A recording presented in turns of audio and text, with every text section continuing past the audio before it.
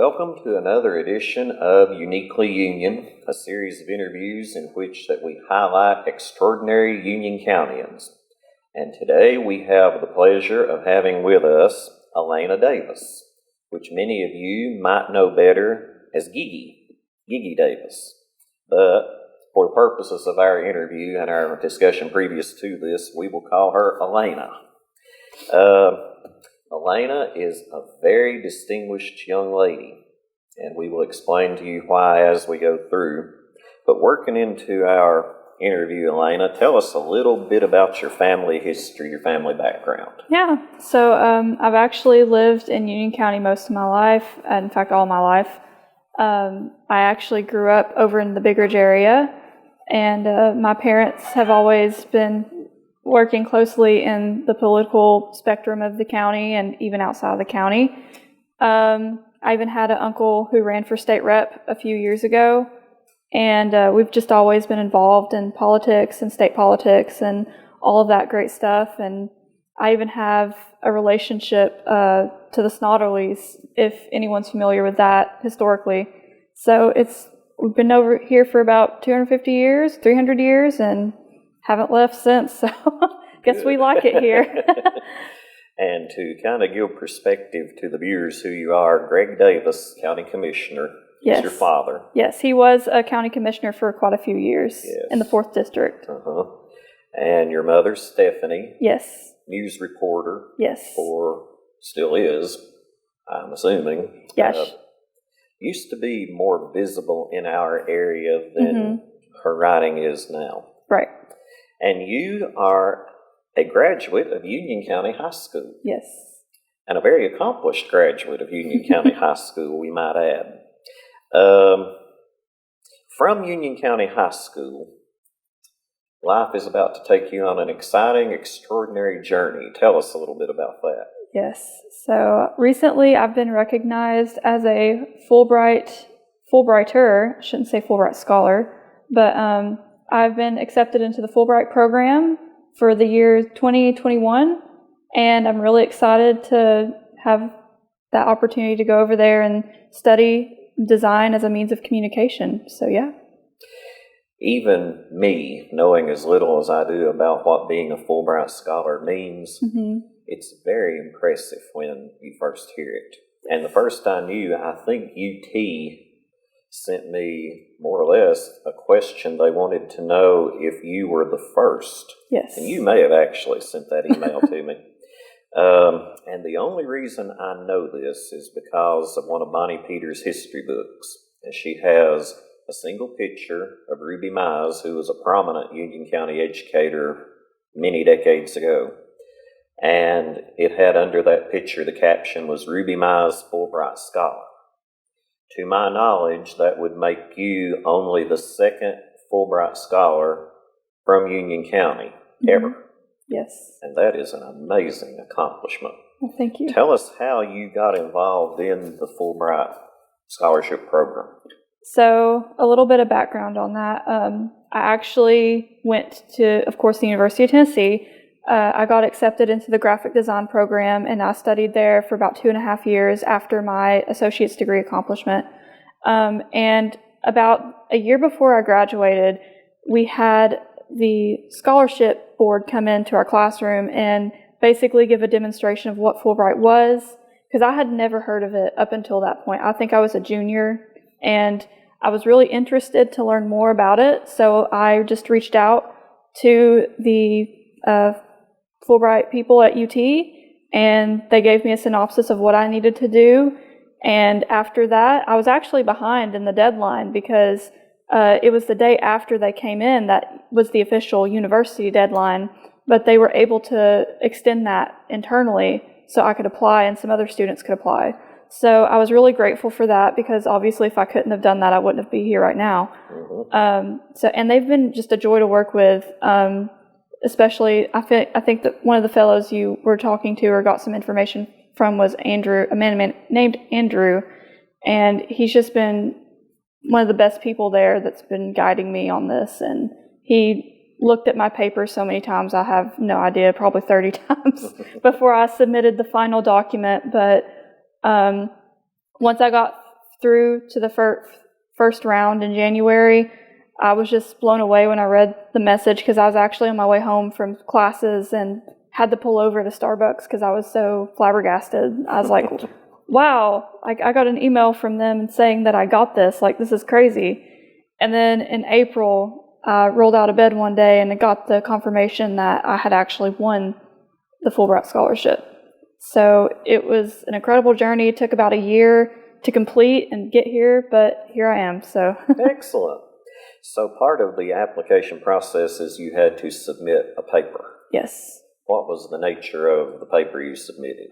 So the paper that I submitted heavily focuses on what I want to do for my thesis when I'm studying in the UK, which my master's degree will be in design with a focus in communication design. And what I ultimately want to do, what was written in my paper, was I want to study design as a means of communication and influencing the masses to go towards a common goal, whether it's public, government, or educational.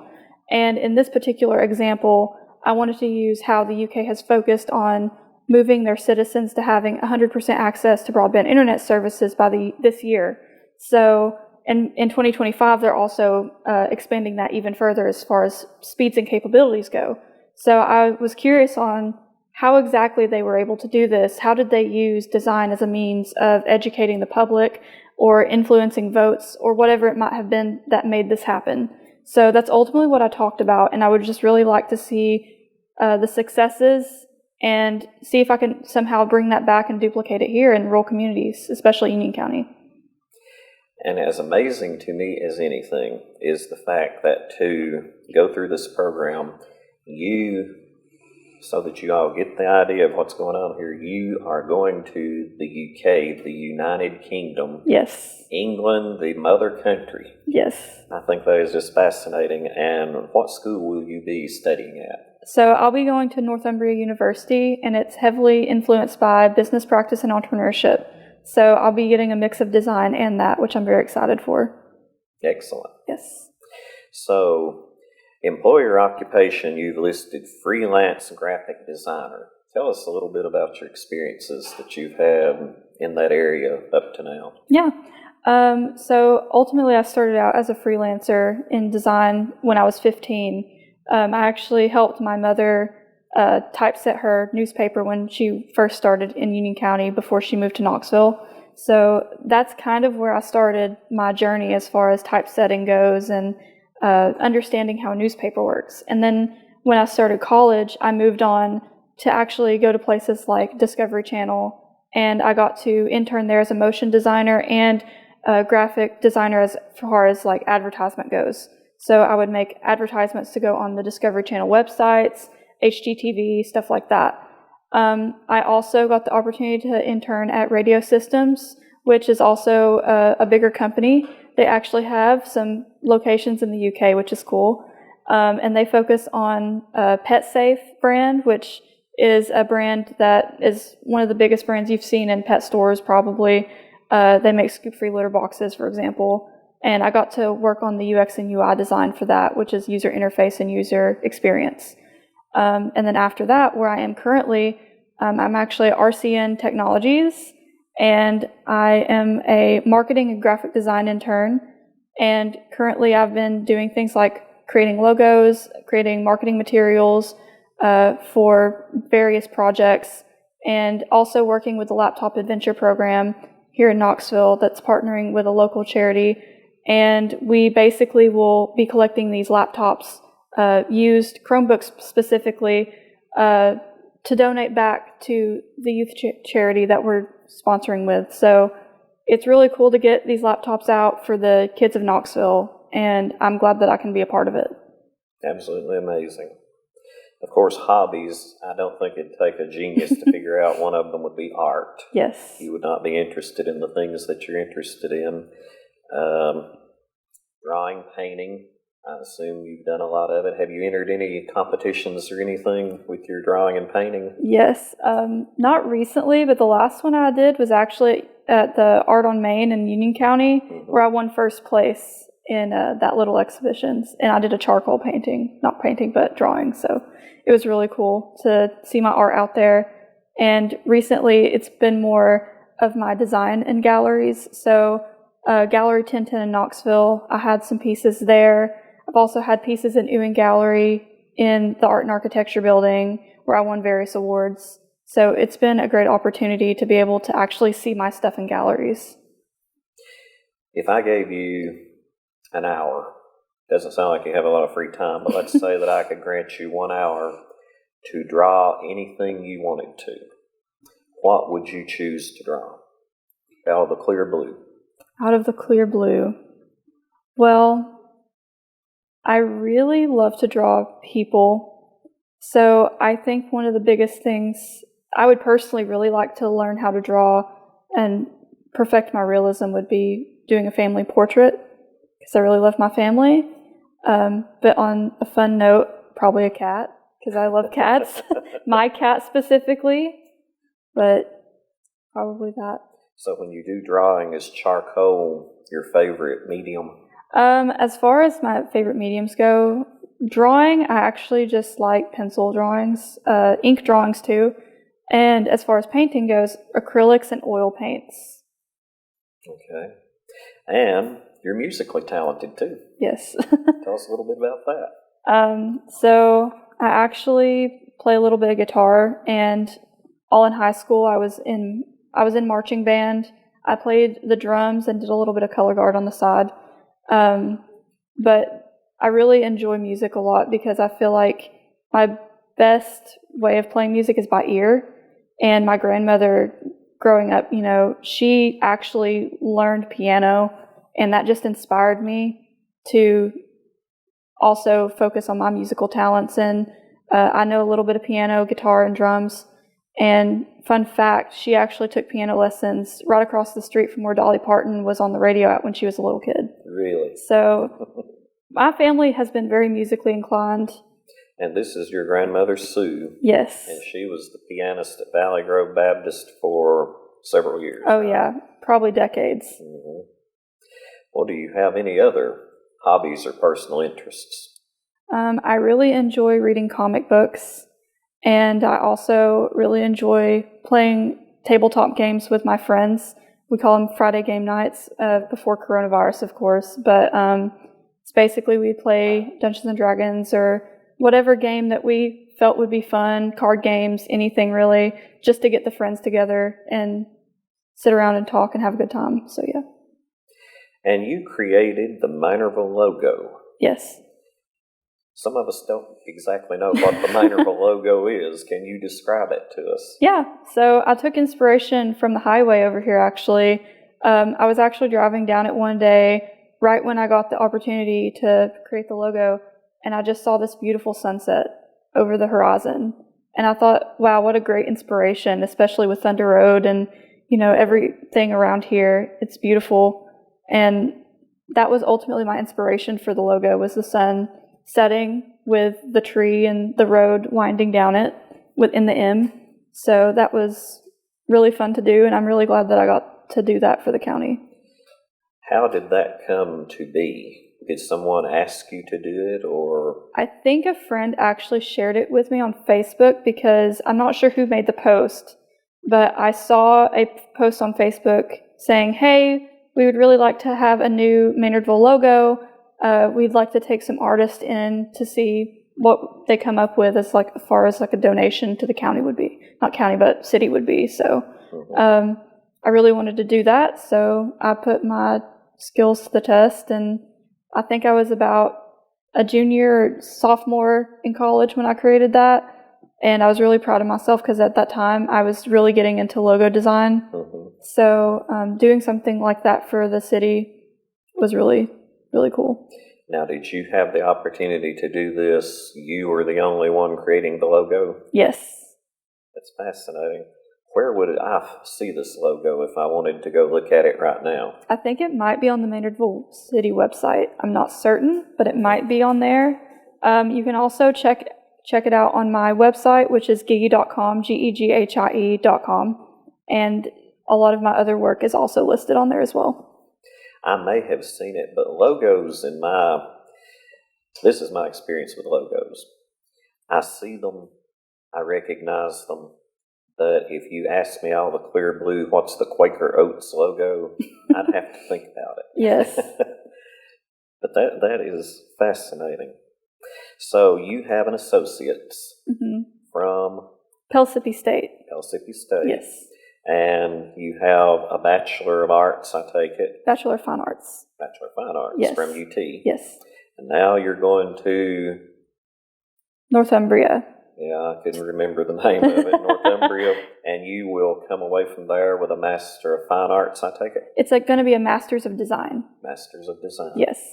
Absolutely excellent. Absolutely excellent. Now, you are going to have to write a thesis. Yes. Unfortunately. What will your thesis be about? So, kind of going over the paper that I proposed to Fulbright, because when you propose something to the Fulbright board, it's ultimately possibly what you will be doing over there. Mm-hmm. So, when I was proposing my paper for expanding rural broadband in rural communities and, studying communication design, that's ultimately what my thesis will be on, is seeing how they did those through this expansion. Mm-hmm. So seeing what successes they built on to do something like this. Ultimately, I'll be studying communication design to move the masses in towards like a common goal.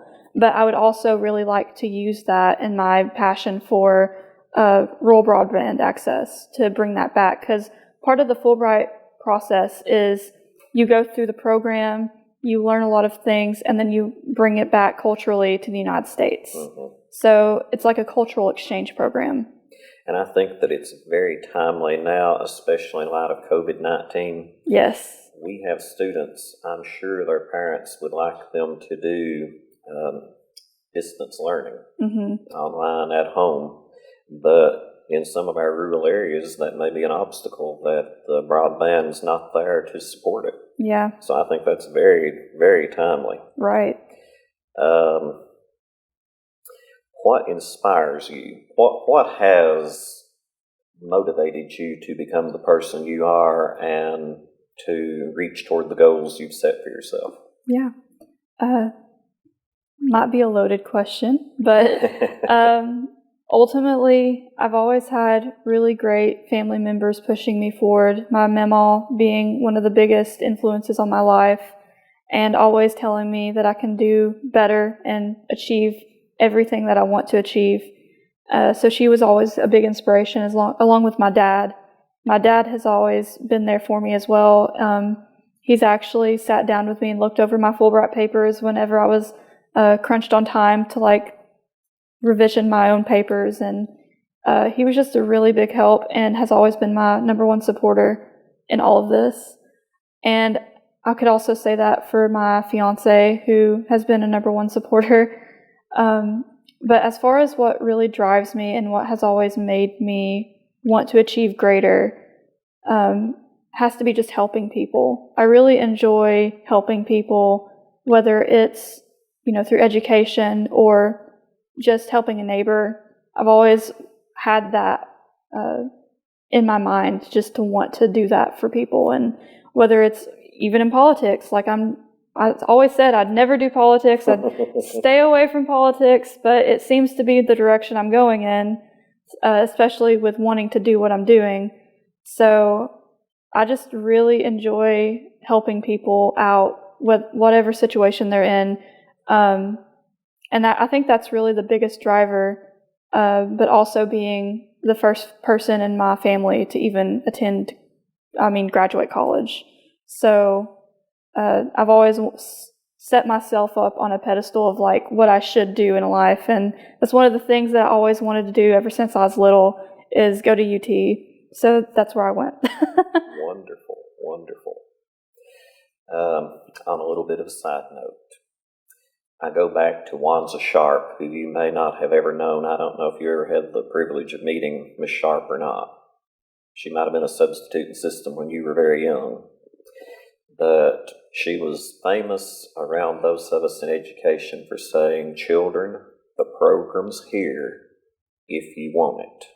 You went through the same educational system that lots of other students went through, and the opportunity was the same for all. And it's reassuring, it's comforting what you have accomplished. Yeah, I really do think, of course, every small rural community has a lot to grow on. I can't sit here and say any rural community is absolutely perfect, especially with a strict budget or whatever it might be, because we're such a small area.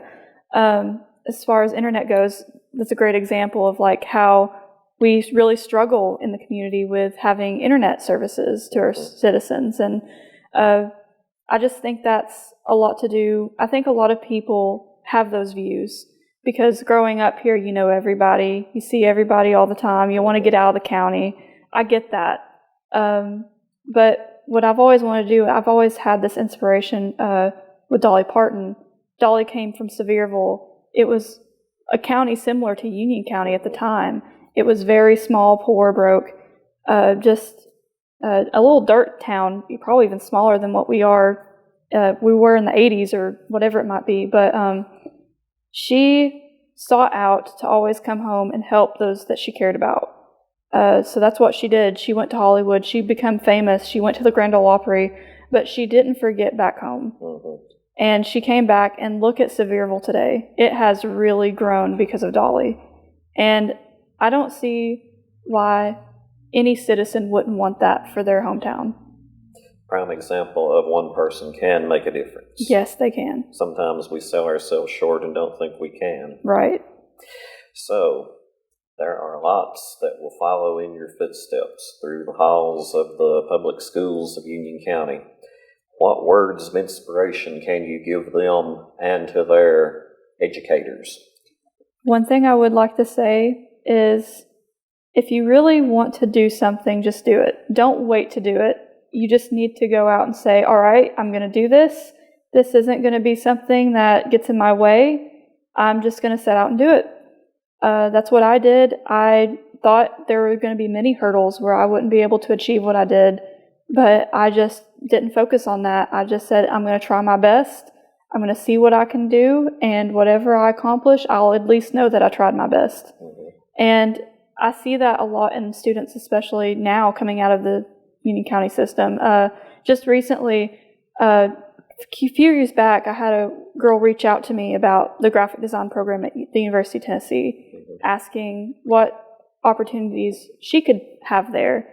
And she actually got into the design program, I believe, last year at the University of Tennessee, and she's also from Union County, which that's so awesome to me. I'm really glad that I might have not been her only inspiration, but I at least know I was able to talk to her and inform her about the opportunities that you will have at a higher education like that. Looking over some of the paperwork that I have concerning you, tinnitus video design. Can you talk a little bit about that? Yes. So you might even have to explain to us what tinnitus is. Yes. So I'll start off with that then. So at UT, we have a hearing and speech pathology department. And ultimately, in the last few years, they've been really heavily focusing on UT music students. Because what a lot of people don't know is you can actually develop hearing loss at a very young age. Tinnitus being one of the things that happens before the catalyst of hearing loss happens, the ringing in your ears, basically. My father actually has it in one of his ears, and he's deaf in the other. So it's really hit home for me to, work on this project with my university. We actually had the opportunity to extend our project because it did start out as a class project partnering with UT Hearing. So that's what we did for a semester. And then after that, my professor, Sarah Lowe, she said, we can do this as a research project if anyone's interested. And a few of my classmates and I actually got together and expanded on this and developed several PSA commercials. So the department at UT could basically hand out to music students or let them watch it during orientation to show them the dangers of developing hearing loss. And it was actually very successful. We had a lot of feedback on those commercials. I was actually the manager in charge of the tinnitus commercial, and I had a close-knit group of fellow graphic designers in the UT program, which if you search this, it might actually come up in Google. Just look Pause, Protect, Play, UTK.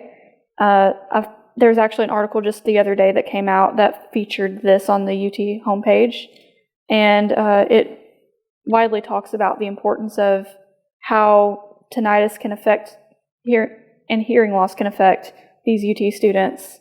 And we actually won several different awards for it as well, on the school and university level. So that was really cool. Excellent. And just so that our listeners know, I want to read this paragraph from the media release about your announcing that you were accepted into the Fulbright program.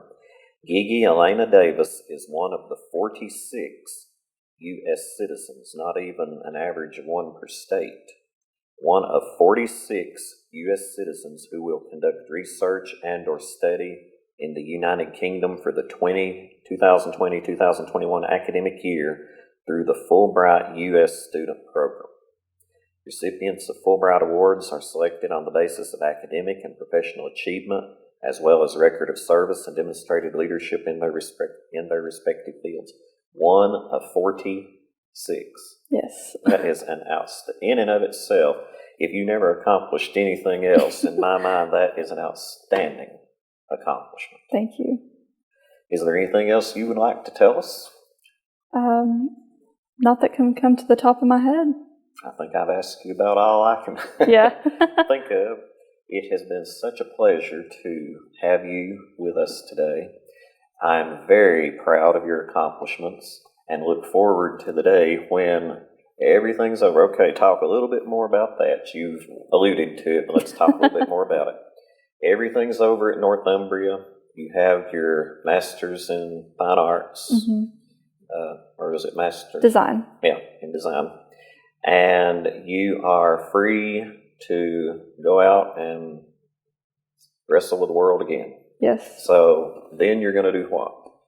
Well, the biggest thing that I want to do, which I've already started making connections with several different people in the political field, but I'd really like to start a campaign for rural broadband if I get to that.